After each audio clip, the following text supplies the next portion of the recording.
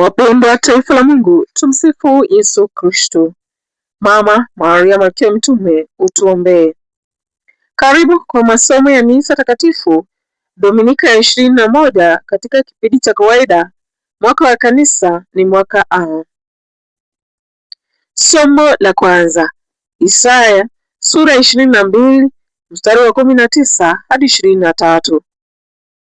Somo katika kitabu cha nabii Isaya.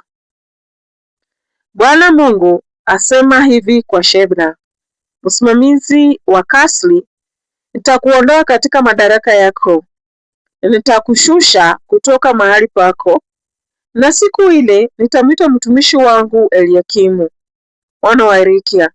Tauvika vazi lako, tamsungushia kiunoni mshipi wako, tampatia uwezo wako, naye atakuwa baba kwa wakaaji wa Yerusalemu na kwa nyumba ya Yuda.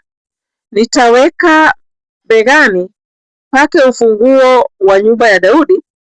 Yeye atafungua, wala hakuna mtu atakayeweza kufunga. Yeye atafunga, wala hakuna mtu atakayeweza kufungua. Nitamsimika kama kigingi cha hema, udongo mgumu, naye atakuwa kiti cha utukufu wa nyumba ya baba yake. Neno la Bwana. Tumshukuru Mungu. Zaburi ya kuitikizana. Zaburi sura ya 138 mstari wa kwanza wa pili ba hadi 3, kisha mstari wa 6 na 8. Kiitikio ni mstari wa 8a na b. Kiitikio: E Bwana, wema wako ni wa milele, usiziache kazi za mikono yako. E Bwana, wema wako ni wa milele, usiziache kazi za mikono yako. Au, E Bwana, wema wako ni wa milele. Nitakushukuru, E Bwana, kwa moyo wangu wote. Mbele ya malaika nitakuimbia sifa. Nitakusujudu nikielekea hekalu lako takatifu. E Bwana, wema wako ni wa milele. Nitalishukuru jina lako kwa ajili ya wema na uaminifu wako, kwa maana umekuza kuliko yote jina lako na ahadi yako. Siku nilipokuomba ulinisikiliza, uliifariji nafsi yangu kwa kunitia nguvu. E Bwana, wema wako ni wa milele. Ingawa Bwana yuko juu, anamwangalia mnyonge, anamjua mwenye kujivuna tokea mbali. E Bwana, wema wako ni wa milele, usiziache kazi za mikono yako. E Bwana, wema wako ni wa milele. Somo la pili, Warumi sura ya 11 mstari wa 33 hadi 36. Somo katika barua ya Mtakatifu Paulo kwa Warumi. E wingi wa utajiri na hekima na elimu ya Mungu! Hukumu zake hazitabuliki, wala njia zake hazichunguziki. Kwa maana ni nani aliyeyajua mawazo ya Bwana? Au ni nani aliyekuwa mshauri wake?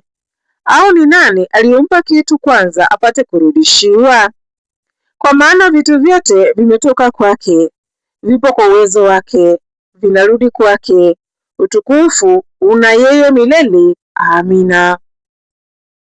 Neno la Bwana. Tumshukuru Mungu. Shangilio la Injili. Aleluya, aleluya. Wewe ndiwe Petro, na juu ya mwamba huu nitalijenga kanisa langu, na milango ya jehanamu haitalishinda. Aleluya. Somo la Injili Mwinjili Mathayo sura ya 16 mstari wa 13 hadi 20. Somo la Injili takatifu ilivyoandikwa na Mathayo. Utukufu kwako, E Bwana. Wakati ule Yesu aliingia sehemu ya Kaisaria Filipi. Kawauliza wafuasi wake, watu wanasema mwana wa mtu ni nani? Wakasema, wengine Yohana Mbatizaji, wengine Eliya, tena wengine Yeremia au mmojawapo wa manabii.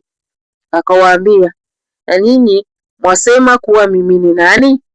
Simon Petro akajibu, wewe ndiye Kristo, mwana wa Mungu aliye hai. Yesu akamjibu, mwenye heri wewe Simoni mwana wa Yona, kwa maana si mwili na damu vilivyokufunulia hayo, isipokuwa Baba yangu aliye mbinguni. Nami nakuambia, wewe ndiwe Petro, na juu ya mwamba huu nitalijenga kanisa langu, na milango ya jehanamu haitalishinda. Na wewe nitakupa funguo za ufalme wa mbingu. Lolote utakalofunga duniani litafungwa mbinguni pia, na lolote utakalofungua duniani litafunguliwa mbinguni pia. Kisha akaonya wafuasi wake wasimwambie mtu ya kuwa yeye ni Kristo. Injili ya Bwana. Sifa kwako, Kristo.